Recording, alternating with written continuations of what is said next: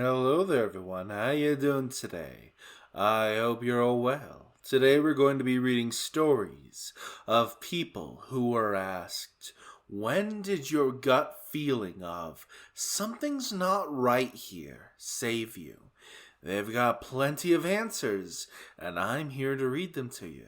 If you enjoy, like and subscribe. Leave a comment down below and hit that notification bell. Without further ado, let's get started, shall we? There's been a few times where I hadn't listened to my gut, but one sticks out where I did. I used to live in a smaller Minnesotan town, down near some train tracks and a bike running path that extends out of the town into the woods. One evening, I'm sitting outside on my porch, drinking a couple of beers with my buddy. Two dudes walk up on us, kinda out of nowhere, and immediately something seemed off with them. It's a college town, and drunk people come up onto your porch a lot, or randomly just say hello on their way to or from the bars downtown. But these dudes had a bad vibe to them. I had a little black Louisville slugger lying next to me on the porch, so I grabbed it and just held it across my lap. One dude asked us, "You guys got a smoke?" And my buddy says, "Nope." The other guy comes up real close, almost onto the porch, and says, "Did you see my face?" I just kept looking forward, but not directly at him, and said, "Nah, man, we didn't see anything." He said something like, "Good, little punk ass," and they both walked away. 2 nights later, I'm sitting in my living room with the same buddy and the local news is on. 2 guys were arrested for robbing and stabbing a man a couple nights back on the trail down by the train tracks, next to where I live. My buddy had looked at their faces coming up, and I had seen the dude clear as day that had asked for the smoke. It was those same freaking guys. I woke up at 3 a.m. once, sitting upright in bed.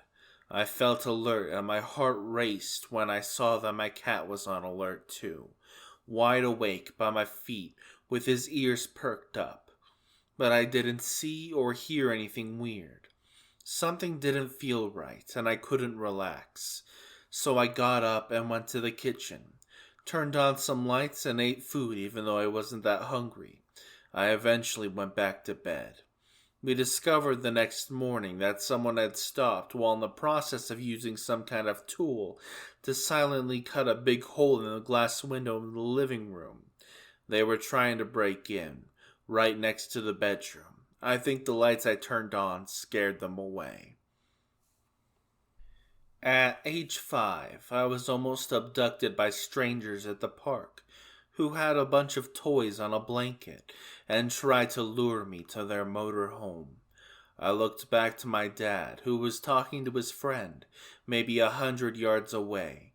I got a tummy ache when one of them tried to coax me by reaching for my arm to lead me away, and I screamed and ran like hell back to my dad.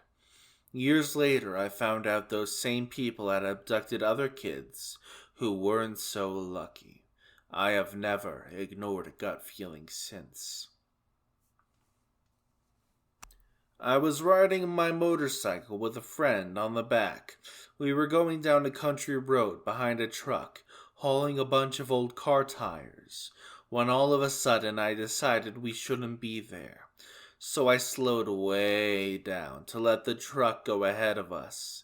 Just as I did, one of the tires fell off the truck and landed right where we would have been. Well, I was walking home. It wasn't late, and I'm from a pretty safe area, but it was that time of year when it starts to get dark really early, so it felt kind of ominous. Anyway, I passed this guy in a red sweater and red tracksuit bottoms, and he looks at me funny. Maybe he's high, maybe he's drunk. Either way, something is not quite right about him. I keep going. Look behind me, he's still there. Across the road, he crosses with me. As soon as I turn a corner, I sprint to my apartment complex and run into the coded gate and wait. He rocks up a minute later and stares at me through the gate. He stares at me for a good 10 or so seconds and then runs back the way he came. Shivers down my spine. I'm a firefighter. We got called out to a tree fire, started by fallen power lines. We pull up in the truck, and I'm trusting that my driver and crew leader are doing their job and have good situational awareness. We get out the truck, then we've parked next to a set of power lines that have not fallen. It's a very windy night, and I can see the lines swinging, so I voice my concerns to my crew leader, who says it'll be fine. We get out the hose and risk the tree fire catching onto a house outweighing potential risk of arcing, plus the line disconnected when it fell. And I'm on the branch ready to start putting it out when two others near me, and I get a chill. I look up to see the line swinging violently and yell, "Everyone freaking move!" As the three of us sprint and dive out of the way, we hear a thwip and a crack, and sure enough, the line we were under came loose and stayed connected to the power pole. If I hadn't gotten that chill, the chances are we would have had 3 fried firefighters. A frieder fighter, you could say. I had a friend who said we should go to this party he was invited to by a classmate of his. We ended up driving out to it. We noticed the neighborhood was not too pleasant and fairly sketchy. We saw the house had some lights on in the backyard, but was kinda quiet for a party. I decided that we should not go since something felt very off. The friend ended up finding the classmate that invited him got robbed and threatened when he went to the party. It ended up being a fake party.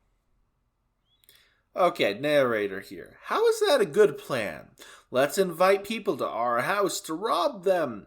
Nobody will ever catch us. Oh, no, that's unthinkable. Anyway, next story. Some dude got off the bus at the same stop as me. It's about 8 p.m. in October, so it's quite dark out already. He had spoken to me on the bus, one line about nice weather. Anyway, he gets off the bus after me. I cross the road and make a mental note of him walking the opposite way to me. I make sure to watch him walking away. Something in my gut says not to trust him. To get to my house, I have to walk up a hill with a path alongside a high stone wall. It is secluded. Usually I listen to music as I walk. I decide not to do this time. I'm about halfway up when I get this awful feeling. I take out my phone, dial my mother's number, and as I do, I hear fast steps of someone running behind me. I know it's the guy before I turn around, and as I do, he's literally running full speed towards me. I look him dead in the eyes, ready to fight for my life. As I do this, my mother answers her phone, and I say, "Hi, Mom." He slows down to a light jog and says, "Evening," as he jogs past me. I ask my mom to stay on the line. Her boyfriend comes out to meet me at the top of the hill, and the guy is nowhere to be seen. He was definitely running up behind me to strike me, and by turning to face him, I'm certain it threw him off. I went to a college party, and one of the guys made me feel very uncomfortable. He didn't ever do anything to me, but something seemed off. I kept dumping my shots because getting smashed seemed like a bad idea.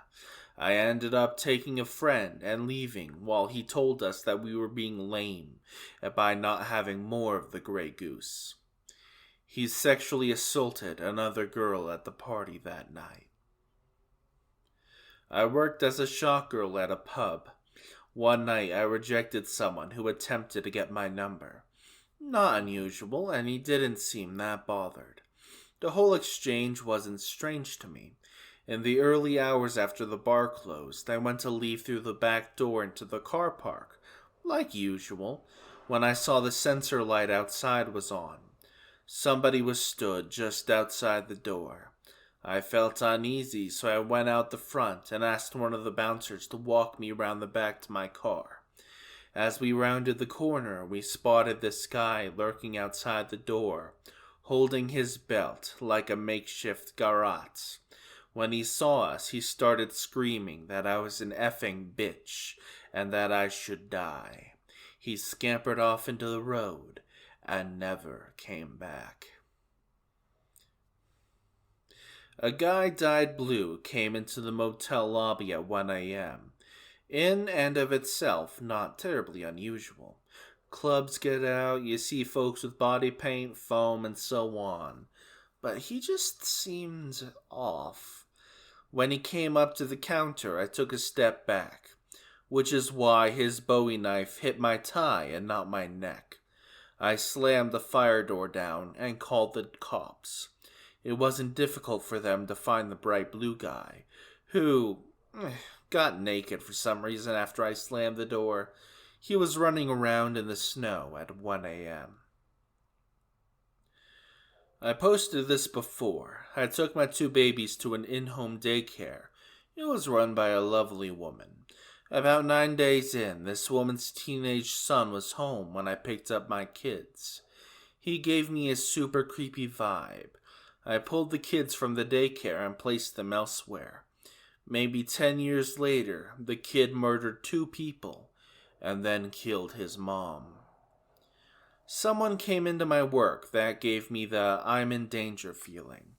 I work in a place where 60% of my customers are children, and I naturally get very protective of them.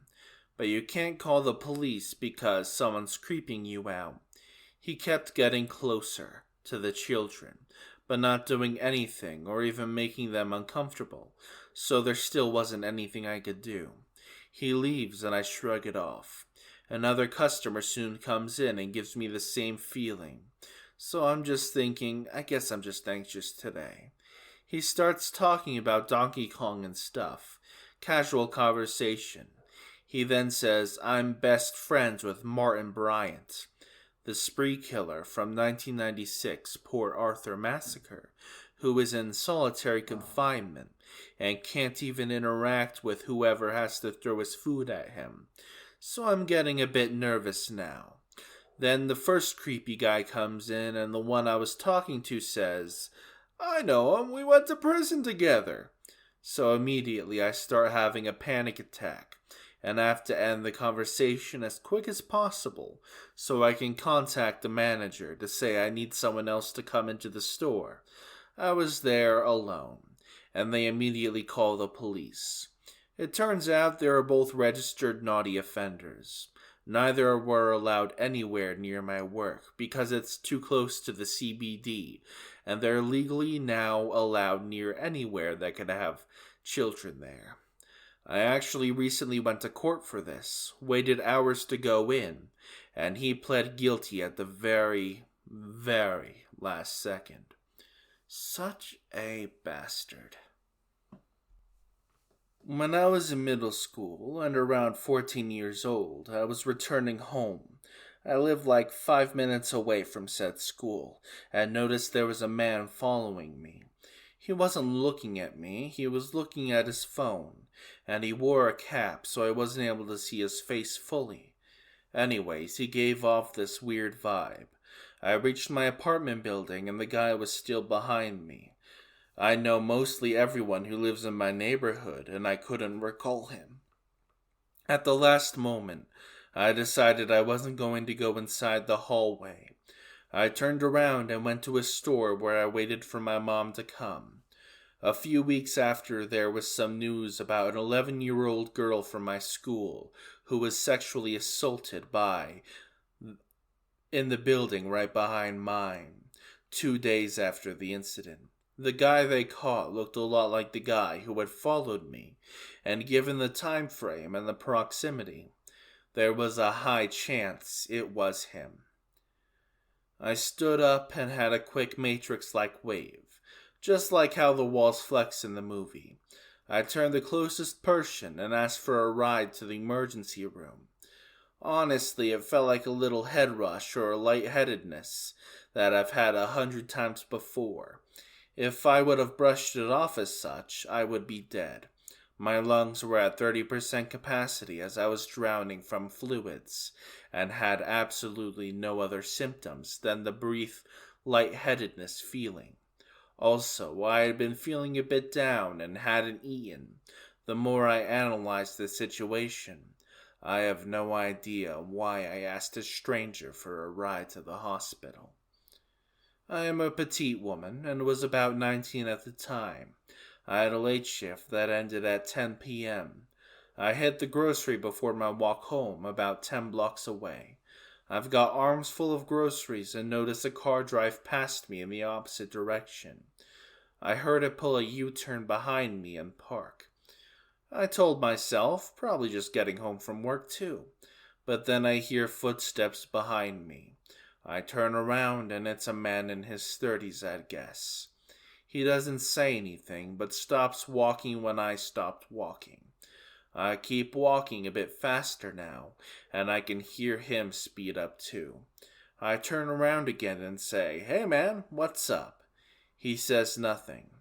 I turn around and keep walking, almost at a mini-jog pace, and I hear him speed up too. I was about 4 blocks away from home. The adrenaline kicked in.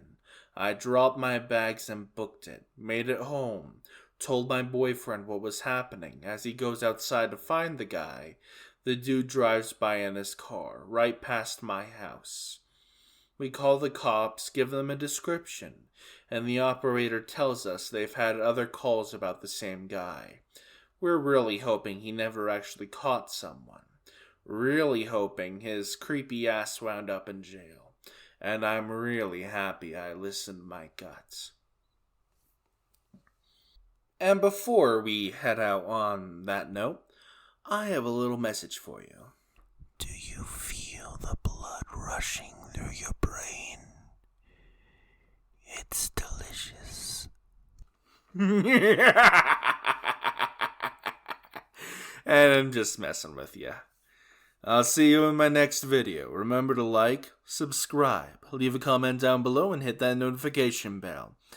I am gonna go get some chicken tenders from KFC, and I will see you all next time.